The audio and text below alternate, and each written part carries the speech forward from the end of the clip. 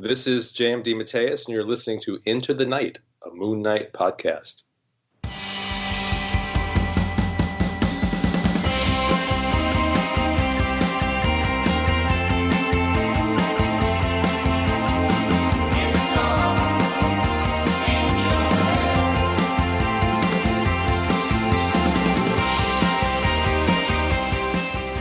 Yes, welcome back, loony listeners. You are listening to Into the Night, a Moon Knight podcast. This is episode 104, and I am your High Priest of Khonshu, Ray, joining you for this episode. Unfortunately, it will just be my grating voice,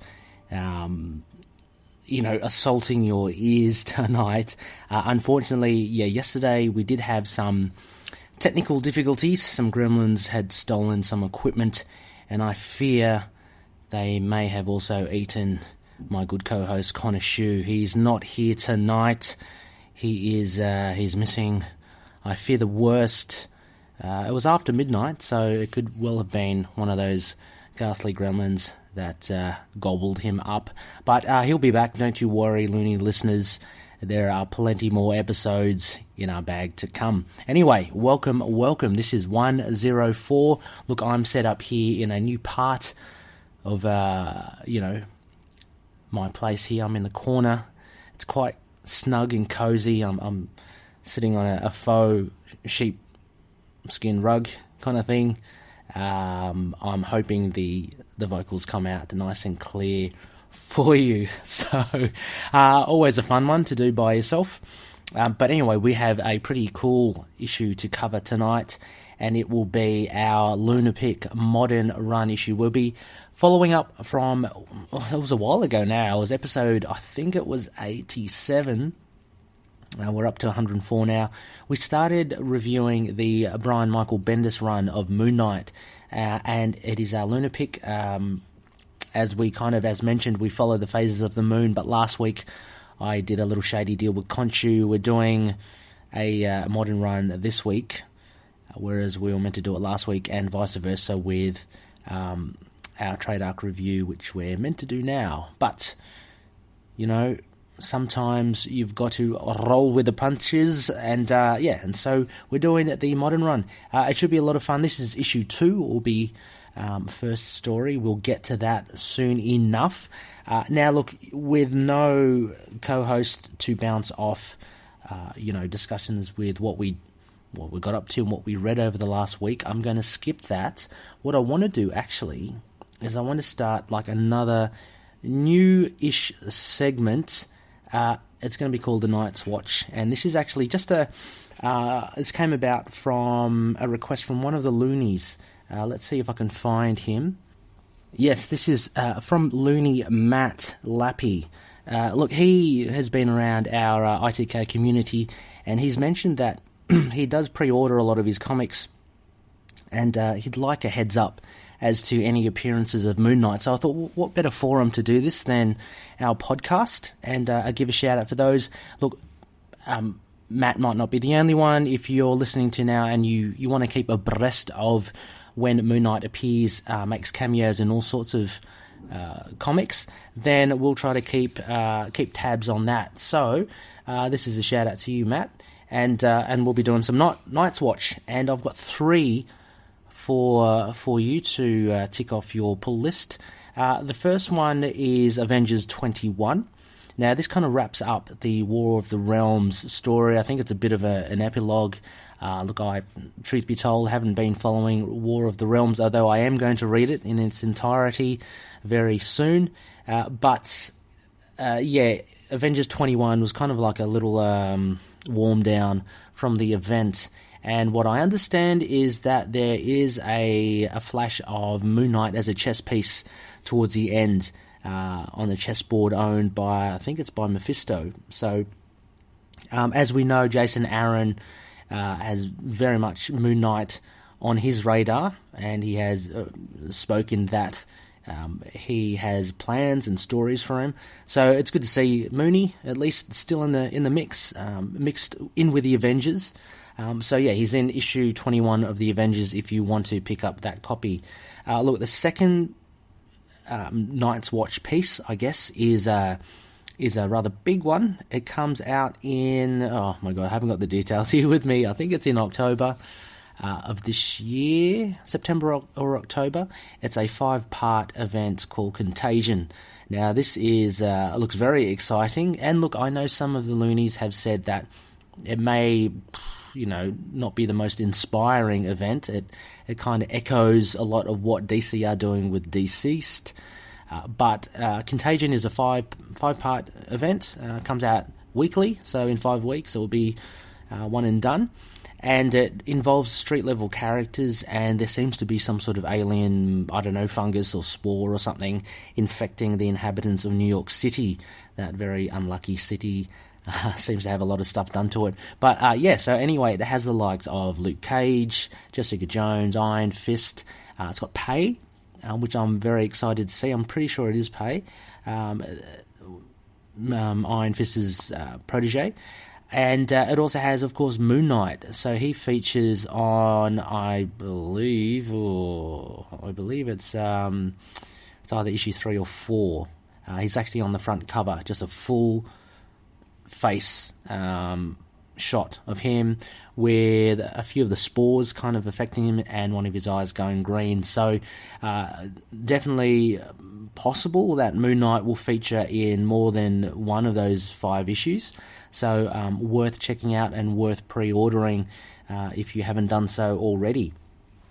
And finally, I've got another appearance here. Now, this just popped up, and it's fortunate that we are kind of recording a little later than usual.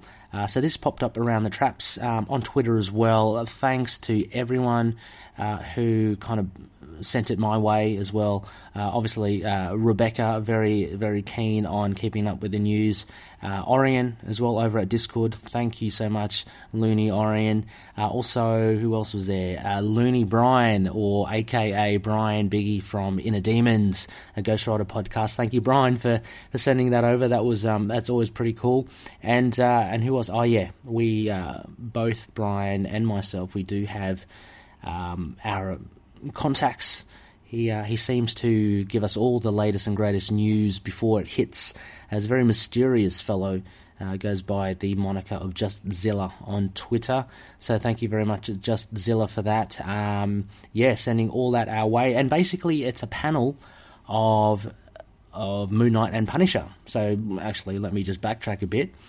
This is on Punisher issue 14 coming out soon, and we know that Punisher 15 will kick off a new arc, which will have the likes of Moon Knight, Ghost Rider, Night Thrasher, Black Widow, all them. So that would be a pretty cool issue and arc to follow. But again, for those who want to pick up, Moon Knight does appear in issue 14. Now, let me see if I can just find this panel that we're talking about. Here it is. This was shared by also Reginald, Looney Reginald. Thank you, Reginald, for this. He's posted it up in our Facebook group.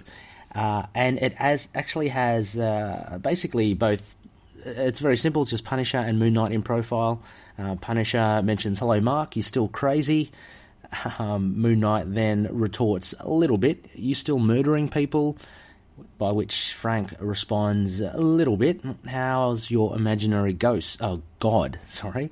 And Moon Knight then responds, "He's good. How's your dead family?" So there's a bit of acid there on the tongues of both Punisher and Moon Knight, both tough hombres and both not giving an inch. So good to see. I wonder how the rest of the issue unfolds as well. So by the time this podcast drops, very soon, on the Wednesday, you should be able to pick up Punisher 14. Please do so. And let's share the Moon Knight love. Okay, well, that's Night's Watch. That's all I have here at the ITK studios of Moon Knight's appearances, cameo or title otherwise. It will be, again, as I say, keeping abreast of any cameo appearances and letting you know as soon as we can, whether it be on our Facebook group or on Twitter, or indeed announced on the podcast like now. So so keep tuning in, and we'll see what happens. Okay, now, loonies, we I'm going to jump, before we get into, obviously, the review, I'm just going to jump to a few spectacles, which are kind of shout-outs. And I've always wanted to say that twice, only because I wanted to kind of emphasise the play on words there, like spectacle, spectacle, spectacle. Anyway, I'm hoping you get it. Anyway, so I just wanted to give a shout out to a few podcasts. Please indulge me. The first one is, I'm very happy it's dropped now and it's being bandied about. There's probably a post you see on our ITK community. I guest co-host on the Signal of Doom, hosted by Dave Finn and usually Stu Harrison. Now, Stu is away on jury duty. Very important stuff. I'm very curious as to know what he is jury dutying about. But anyway, I had the honour of coming onto the show there and having a good old yarn with Dave. I actually got to sit in the swamp, where all the magic happens. So it was a very different experience, actually, because it's not often, actually next to 0 times, I've actually done a podcast where the two people are actually physically in the room. It was a great experience, just being able to bounce off Dave, who's a very funny, very opinionated chap. But yeah, we had a great time. A good, healthy, chunky episode there. We review a few comics, ranging from Batman Universe to some Image ones like Reva and I think Space Bandit, as well as Invisible Woman. And I got to pick the trade of the week, which was Spencer and Locke. A definite must-read. I really do enjoy it. The current series, Spencer and Locke 2, is out, so I wanted to get Dave indoctrinated with Spencer and Locke on that one. So anyway, big thanks to the Signal of Doom for having me on. And go check it out if it's not already in your podcast catcher. Also, I am a busy little bee. This weekend as well, I will be a guest co-host on Capes and Lunatics, hosted by the titans of the podcasting industry, Phil Me and Perched, Charlie the Professor Esser, and Lilith Hellfire. So they are the hosts of Capes and Lunatics. I'll be jumping on there as well. Kind of like a stray dog, but as some of you know, we had Phil on our show, so I was very keen to, and he invited us to theirs. So yeah, we'll be just talking about comics, TV, movie news. That should be a heap of fun. Go check it out if you haven't checked out Capes and Lunatics already. And I want to mention as well that the likes of Signal of Doom and Capes and Lunatics are part of the collective. So if you don't know already, we are all part of this this group called the Collective, a band of podcasts and podcasters who have a similar set of interests and share the same ideas. And anyway, we just share each other's episodes. So you might see a lot of overlap in that regard. But Capes and Lunatics and Signal of Doom, great episodes great podcasts if you haven't checked them out already. Finally, a shameless plug for my other podcasts. So before the weekend comes, on this Thursday I'll be recording with the inimitable other Connor McKenna. He also hosts another collective podcast, the Sons of the Dragon, the Immortal Iron Fist podcast. But Connor and myself, we host Last Sons of Krypton, the Superman podcast. So if you want to, listen to two guys just ramble on about one of, the world's biggest superheroes that has ever existed, go check it out. And I think we're going to be reviewing something called DC Comics Presents issue 27. Now, I'm assuming this is kind of like Marvel Comics Presents. It's an anthology. I haven't read the issue yet. It has Martian Manhunter, I think that's his name, and Mongol. And I heckled Connor for us to review a comic, both cosmic based and it had to have Mongol in it. So Connor's done a very good job there. This should be an interesting one. I think it was released in 1980, so it's one of the oldies. And it's always heaps of fun to talk shop with Connor L. Yep. So that's those are the spectacles for this episode. Anyway, so go check them out if you can. There will be links in the show notes to these fantastic podcasts. Just try something a little different. But look, hey, we'll go to a break now, and I'm just going to get right into it. We're going to review our LUNAR-PICK review, the modern run of 2011's Brian Michael Bendis' Moon Knight. So catch you on the other side of this break. Hey there everyone, I'd like to tell you about the YouTube channel I Am Your Target Demographic. If you're a fan of comics, we have plenty that you'll enjoy over there, including a series called Heroes Like Us that explores comic characters of all sorts of different identities. And we even have a series that defines words that are used in nerd culture that you may not know what they mean. So you can check us out by heading to YouTube and searching I Am Your Target Demographic, or look up IAYTD on any social media outlet.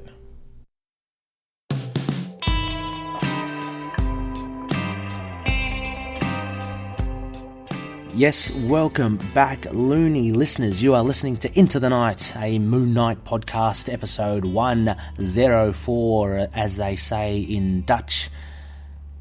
400, I think. Yeah, I am learning Dutch. My wonderful partner, Eve, is Dutch. So, there you go. Bit of education, bit of linguistics for your oral pleasure. Okay, so we're doing this LUNAR-PICK Modern Run review. You've got just your one High Priest tonight, Ray. Khonshu, as I mentioned, has been eaten by the gremlins, I believe, so hopefully he can not be digested and maybe make his way up through the esophagus again, or I'm not sure, is it the esophagus? Wherever it is connected to, physiological stomachs, he'll be back sometime soon. But you've only got myself, the Mad Rambler, they used to call me. They never called me the Mad Rambler, but here I am. Anyway, Modern Run review. As mentioned, it is a waxing gibbous out in the night sky, but we are actually treating this as a waxing crescent. Oh, it's actually a time for a little plug as well. Look, so the reasons why we aren't totally following the phases of the moon is because Khonshu has lost his golden scepter, and that is right. We do have a serial. We have parts 1, 2, and 3 out, available for you to listen. It's a fun little thing. Hopefully we'll be able to release episodes 4, 5, and 6, just kind of like Star Wars, right? Hopefully that will be out soon. We'll get the story going along. But anyway, without Khonshu's scepter, our podcast gets a little befuddled. And anyway, this is a good example of it from the Mad Rambler himself. Anyway, we are looking at Moon Knight, Volume 6, Issue 2, released June 2011. Now, this is available still in singles or floppies. I am going to be reading it off my wonderful hard copy edition. Now, this is the older hard copy edition. So, the Bendis run, the entire Bendis run was released in 2 hard copies, 2 volumes. And this is obviously in Volume 1. It has been re-released only a year ago, I believe, in its entirety in one hardcover. So you can also find it there. I think it's still available. You're just going to have to do a little bit of a search for it. Other than that, it is readily available on digital Comixology, Kindle, but also on Marvel Unlimited. So if you've got the subscription, easy pickings. We have a writer, Brian Michael Bendis, penciler Alex Maleev, inker Alex Maleev, colorist Matthew Wilson, lettering by VC's Corey Petit, and editor Tom Brevoort. Now, since I am here on my lonesome, what we usually do for listeners that are first-time listeners, we usually we get one of the hosts to do a sliver, which is basically a short summation of the story to give a sense of it. We don't go panel by panel, but we give the essence of the story. For this instance, since I'm here on my lonesome, I'm going to read, courtesy of Wiki, the synopsis for issue 2. And yeah, we'll go from there after we get there. And then actually, so after that, I'll just make some comments about the issue, what I liked about it, what I didn't, and we'll get to some Moony missives, some feedback from some of you beautiful loony listeners. Anyway, so issue 2, first story. Perched above a rooftop, Moon Knight stands with the hallucinations of Spider-Man, Wolverine, and Captain America as they debate as to which agent they should send in first. The group agrees that Spider-Man should enter first. Meanwhile, the lead henchwoman, known as Snapdragon, is briefing her adult dancers on the rules for the clientele who come through the high-profile adult entertainment club. Listen and report to Snapdragon. In the middle of her speech, Spider-Man arrives with metal wristbands. 2 large bouncers surround him and Spider-Man jumps into action, while Wolverine, Captain America and Moon Knight coach him. As Spider-Man is battling the guards, Snapdragon joins the fray. Once she senses that this is not the real Spider-Man under the suit, she attempts to unmask him to expose Marc's face. This triggers Wolverine inside of him as his wrist gauntlets become claws. As Wolverine mentally... Marc nearly gets the upper hand, but he's shot in the shoulder. Just as the guards are getting ready to dispose the body, an adult dancer attacks and escorts an unconscious Marc out of the building. Marc wakes up in an unknown bed, patched and with the dancer, Maya Lopez, aka Echo.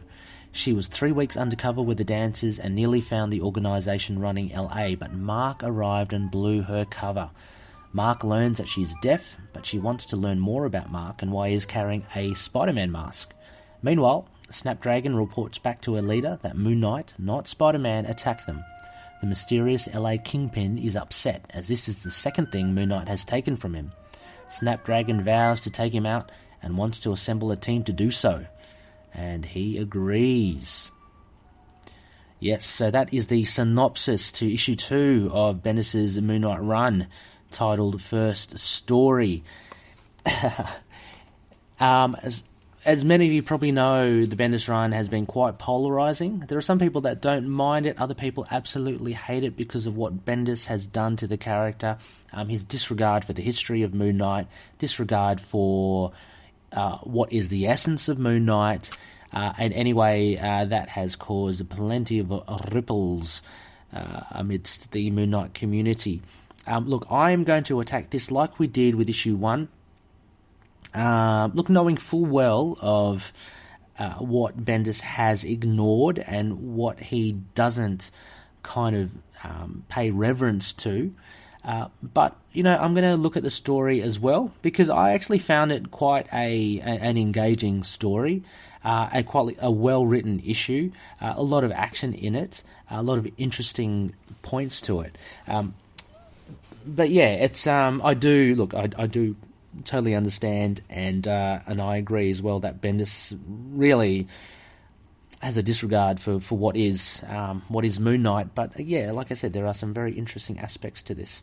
So if you don't know already, the main thing is that what Bendis has done, he's exchanged Moon Knight's identities of Marc Spector, Jake Lockley, and Stephen Grant, and instead of them, we now have these other identities in Moon Knight's head of Spider-Man, Wolverine, and Captain America.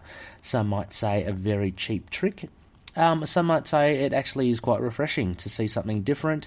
And look, in this issue, I think he actually used those identities quite well. I thought it was really fun to see the banter between Spider-Man, Wolverine, and Captain America, along with Moon Knight. They are very distinct characters, so what Bendis has done in any case, he's made it very easy for himself to have these four very different sides to the whole Moon Knight, so to speak. So anyway, so what I did really love about this, and look, I'll just jump straight into it as well. I was going to go through, I'm just flicking through the pages now. What I really did like about this was the depiction of Marc's craziness, if that makes sense. When he starts fighting, like he gets surrounded by the 2 bodyguards, he starts, fighting not like Spider-Man. He starts fighting like Moon Knight, but dressed as Spider-Man. He's got that fearless attitude that Moon Knight always has. He gets walloped a fair few times, but he gets back up again. I just like the depiction of how unhinged this guy is, like Marc is. then when he actually reveals the Wolverine-like claws from his steel gauntlets around him, you can kind of sense the surprise in Snapdragon as well. And this is kind of paralleled with this internal monologue, this internal conversation that he has in his head, where Wolverine, in his head, he's saying, "Come on, let me out, let me out." And Moon Knight saying, no, let Spider-Man handle it. He's doing okay. But, he's getting his ass kicked by Snapdragon at that stage. So Marc just switches to almost like a berserker Wolverine. And that manages to surprise Snapdragon for a slight instance before he gets kind of tasered by one of the adult dancers that Snapdragon has employed. So I really did like the depiction of how unpredictable Moon Knight can be with this, and that was a really well done, I thought, by Bendis. Another thing as well, look, again, I'm bouncing ideas, because I read some other Bendis stuff, like I reviewed that Batman universe when I guessed it on the Signal of Doom. That was written by Bendis. He's currently doing Superman comics as well. What I found in this 2011 story, it's not. I didn't get the sense yet of that annoying, how can I say, voice of Bendis that he kind of imparts on all the characters. Some of you may know what I mean, in that all his characters seem to sound the same. They seem to sound like a sarcastic, kind of quippy, dare I say, Spider-Man, or kind of Deadpool-esque. They've got that kind of quippy nature. A lot of his current stuff now, they all seem to have that, which is very Bendis-y. And over here, I didn't see it that much, because I believe, as I mentioned, these four characters of Spider-Man, Captain America, Wolverine, and Moon Knight are quite distinct anyway, so it's hard to give them like a same voice. So in that sense as well, I think that's a good plus for this. I enjoyed that aspect. Now also another positive for this issue, I actually did enjoy seeing the return of Echo. I thought it was good. Didn't expect her to be undercover, doing that sort of thing. Last time I saw her, was funnily enough the Bendis run of Daredevil. Can't say I've really followed her progress throughout the comics since then, but she had popped up here, which is pretty cool, I thought, because she's kind of a semi-established, she's an established character, and she's got a good role here as well. Not much here, only the reveal in issue 2 that she's one of the adult dancers at the club, but the reveal of her, and her to be included in subsequent issues was quite nice to see. I'm just again looking at some of the pages here. So she's a little confused at why Marc's got the Spider-Man mask. I think they're just kind of feeling each other out there at that stage. Like, Marc's only just discovered that she's deaf as well. And for those that don't know, Echo is a cool character. She's very similar to Taskmaster. She's got photographic reflex memory or whatever. She can copy anyone's fighting style, anything that she sees. Also, whether it be like playing the piano or whatever, if she just looks at it, she can actually emulate it. And so she's a pretty kick-ass fighter, but hadn't seen her for a while, but it's good to see her here. Also, the other reveal that we know, there's no spoilers here because this is quite an old run. Snapdragon's employer is Count Nefaria. I think that's his name. I'm not really a big fan of his. Count Nefaria, I think. Quite a powerful villain, and again sets up what I do like is Moon Knight going up against these crazily powered villains, and him just not caring, not giving a shit. And it's good to see. You only see him at the end, a monocle and a silhouette of a cape, but it is Count Nefaria there. So Snapdragon, a bit more of a reveal about what's happening, but he's been looking for the Ultron head, which we saw in issue 1 which Moon Knight kind of intercepted. Yeah, so again, another positive, I guess, would be the artwork. I always do enjoy Maleev's art. The colours were quite good. It kind of slightly different style here. What I did find with Moon Knight in the first few pages, he's drawn very, I guess because he doesn't have any colour, you can kind of see the lines a bit more here. So he looks a lot more, maybe that's the effect he's going for, a lot more spectral, because he looks less realistic than, if I can say that, than Spider-Man, Wolverine, and Captain America, because there's very little tone on him. You can see the line shading on him, so he almost becomes like a non-entity, and he's got that beautiful flowing cape, which I loved in. I loved Opena, I think, doing that during the Houston or the Benson run in 2006, and we see it here again. It just gives him a really nice effect. Snapdragon. Look, I'm not too familiar with her. I would have liked to see more about her. She's very much grounded here, I guess. She may well have been created just solely for this arc. I'm not too sure. She shows off some of her fighting chops. All very well done here by Maleev. The fight with Spider-Man, or Marc Spector as Spider-Man, is pretty damn cool as well. But yeah. As for, I guess, downsides to this, look, as mentioned, this isn't really Moon Knight. This could actually be. It doesn't really need to be Moon Knight. This could be just like some other unhinged hero. It could be like Fool Killer. It could be another character out there that has a similar sort of DID. There's. I guess the downside with this is that, it's, again, the disregard, as mentioned, of what Bendis has done for the character. So, I guess you can't ignore that, but I'm looking at this from purely a written story in a comic book sense. I know you can't really separate them, but look, I'm trying hard to give it to play the devil's advocate here. And I did really enjoy it, so it's not like it's a terrible, boring issue. There's got a lot to it, and look, Bendis is a good writer. For me, his downfalls are his voicings for his characters, which are more apparent now. But as I said, in this issue, it doesn't seem to be that much, so that's pretty cool. And so he veers away from that. And yeah, his big downfall is his disregard for history of the characters. I know Connor in the Sons of the Dragon, Immortal Iron Fist podcast is not a big fan of Bendis because of what he's done to Iron Fist.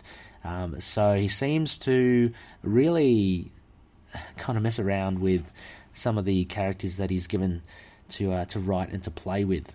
But anyway, I will then, why not? I'll then go on to my rating. So moon ratings, this is done again with the phases of the moon. I'm going to give it a solid 7 out of 10. I did enjoy it. It was a quick issue. I burnt through it quite quickly.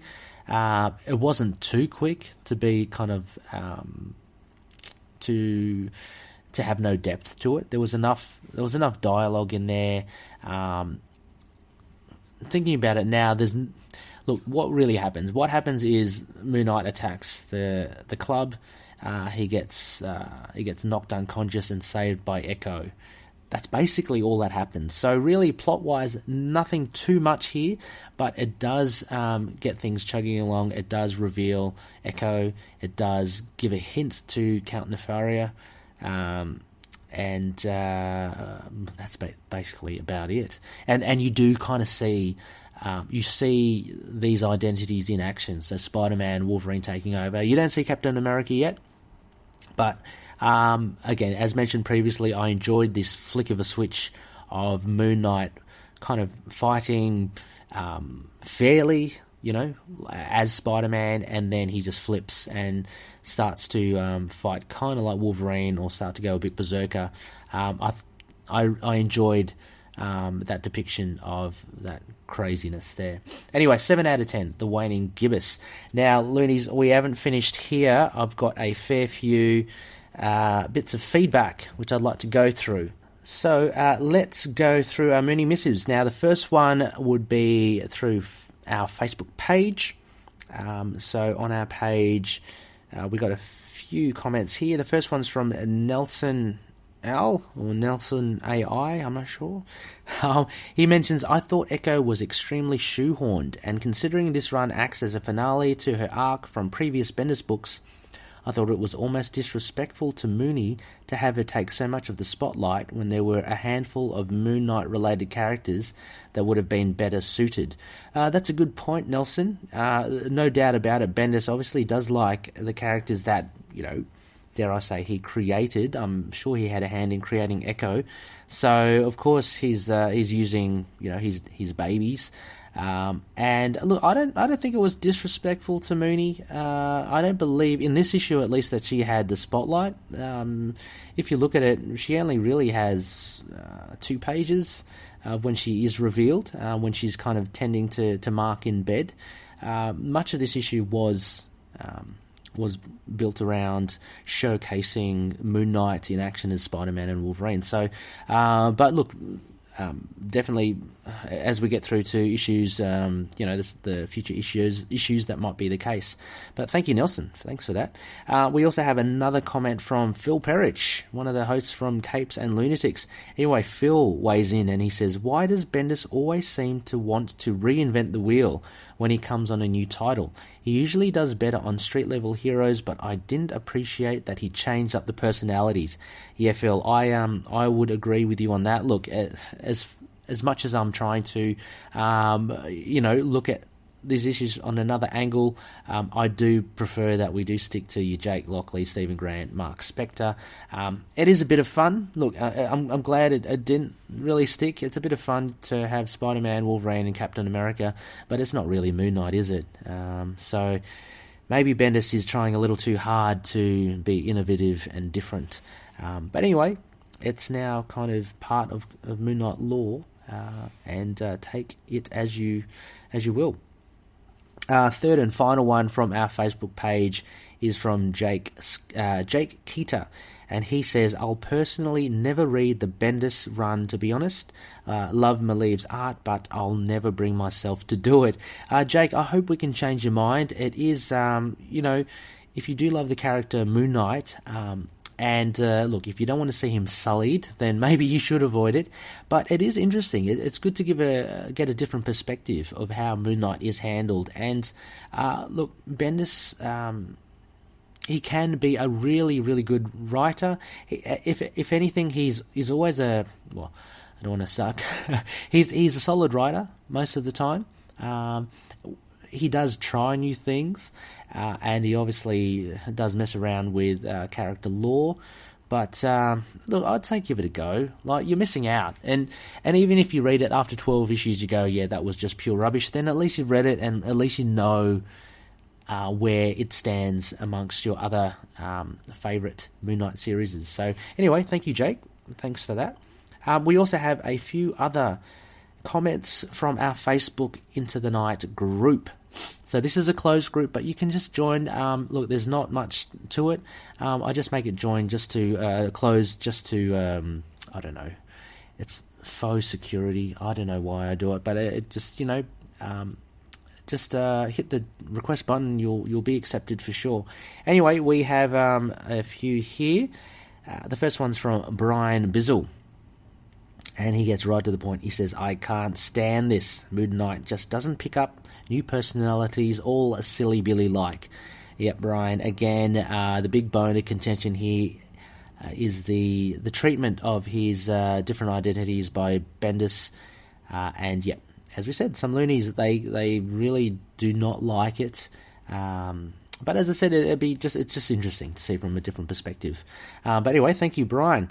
Another one here from Justin Quinn Honeycutt, and he says, I hate how they put Echo in solely to use her as a plot device or motivation. That part where she calls the Avengers to see who's dated Marc before is one of my favourite scenes in all of Moon Knight. Oh, wow, cool. No, thank you, Justin. I'm only reading this as we kind of review it, so I haven't reread it again, but I'll have to have a look and see how she's used. At the moment, from issue 2, she's been revealed. Excited to see.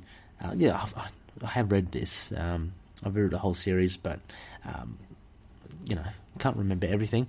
It'd be exciting to see her involvement in the rest of the story and how that informs the plot.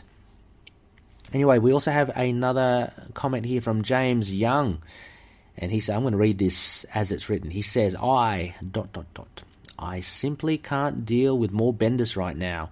What with him monopolising the Superman books and all. That damn Bendis-y dialogue. I'm right with you there, James. Having said that, I'm always glad to lay my mitts on any new volume of Moon Knight.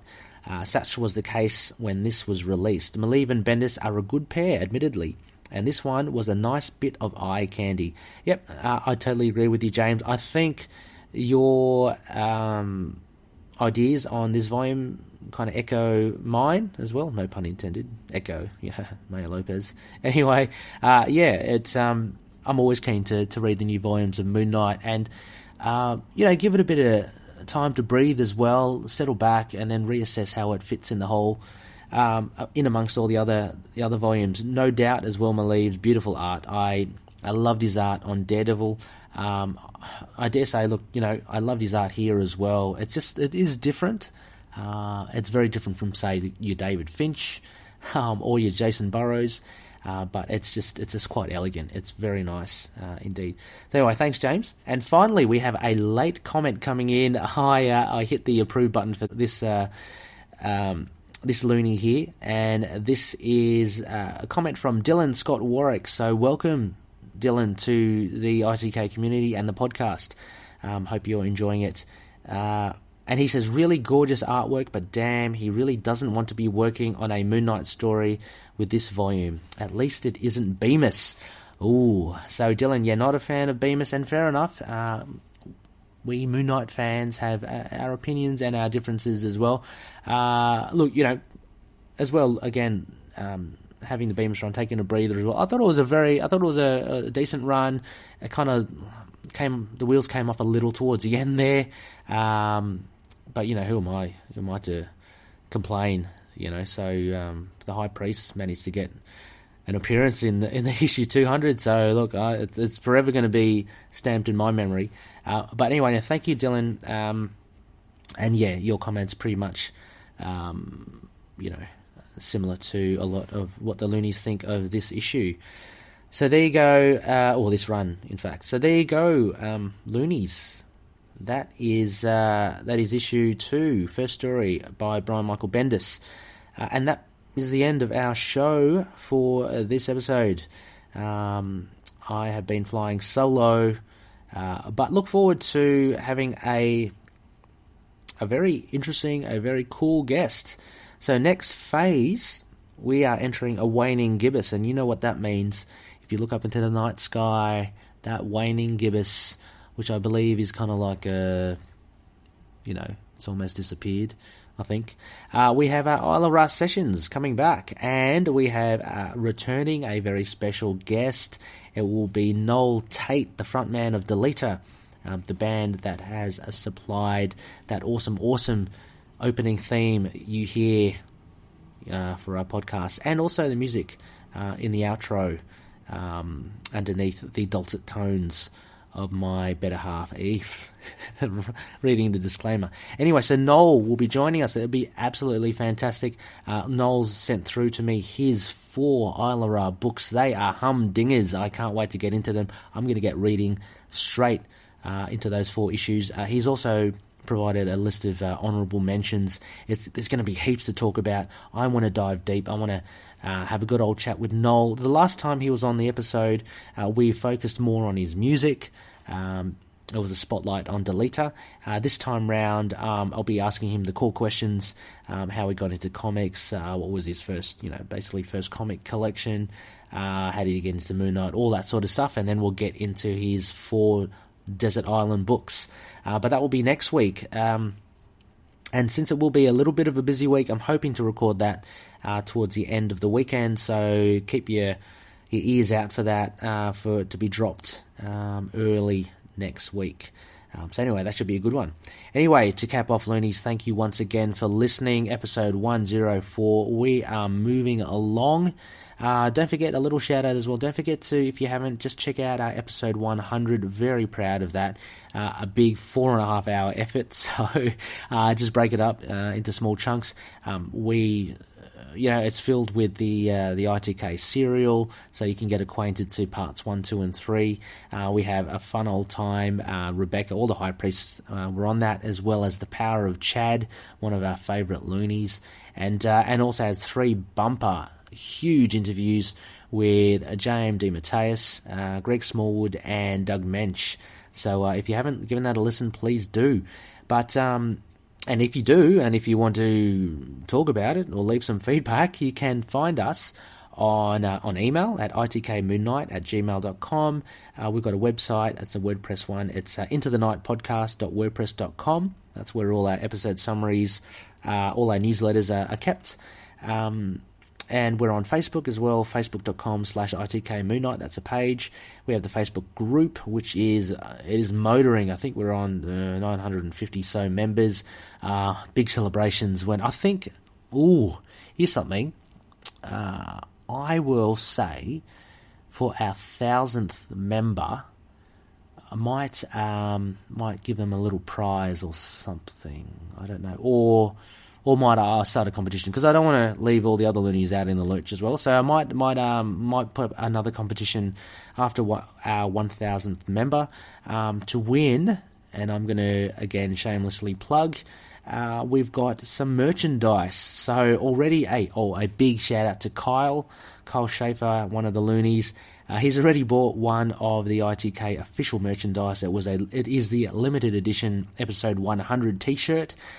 Go check it out. Look, I'll put it in the show notes as well. But we have a storefront now, courtesy of T Public. So you can, at the moment, you can just get a limited range of clothing, of shirts and hoodies and stuff, and a mug. But we'll be chopping and changing the products every month or so. So go check it out. It'd be great. Any coin that goes to it, I'm going to put straight into the podcast, see what we can do, see if we can get things moving. But yeah, maybe for our 100th member to our group, I'll put up another competition that you can send in your entries, and we'll draw it out of our hat again. Anyway, yep. So also, we're on Twitter, of course. Our handle is at ITKMoonnight, and we're on still Instagram, which is going pretty well. Tumblr, maybe not so much. That's a bit of a redundant platform now. And YouTube, just search for Into the Night, a Moon Knight podcast. Finally, iTunes ratings, a review would be great. 5 stars if you do like what you hear. I know you've only got, the Mad Rambler with you now, but I promise you the other episodes are a whole lot more engaging. Anyway, if not, if you have some feedback as to what we can do to improve the show, that would be good as well. And finally, we're on all good podcast catches, so Stitcher, Apple Podcasts, Spotify, Google Podcasts, SoundCloud, iHeartRadio, all that. We're on that. So yeah, give us a listen, tell your friends. Anyway, loonies, I'm going to get out of here so I can upload this episode for you. Be good, and as we always say, may Khonshu watch over the denizens of the night. Catch you later.